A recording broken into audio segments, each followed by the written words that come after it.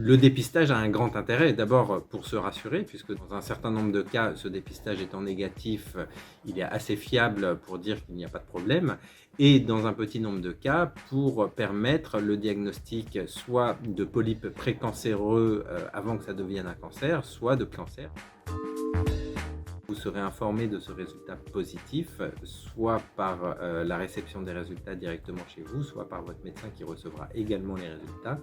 Et à ce moment-là, il vous sera recommandé de consulter un gastro-entérologue pour réaliser une coloscopie. Pour aider ces délais rapides, l'ensemble des gastro-entérologues de la région, y compris à l'Institut Bergonié, s'engagent à recevoir rapidement le patient et à organiser cet examen rapide. Ils vont pouvoir être guéris par des actes chirurgicaux, soit par endoscopie, soit par une chirurgie, ce qu'on appelle une chirurgie mini-invasive. Dans la plupart des cas, une chimiothérapie n'est pas nécessaire, mais peut se discuter au cas par cas.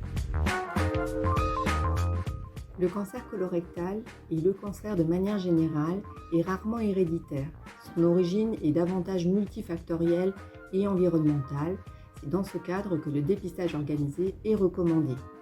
Ce n'est finalement que dans 5 à 10% des cas qu'une anomalie génétique présente dès la conception d'un individu est responsable d'une forme héréditaire de cancer colorectal et expose ainsi l'individu à un risque très augmenté de cancer. Devant une forme précoce de cancer colorectal ou une histoire familiale conséquente de cancer colorectal dans une branche familiale, il est important d'adresser les patients en consultation d'oncogénétique afin de faire le diagnostic d'un syndrome génétique et adapter le suivi de ces patients. Dépistez-vous.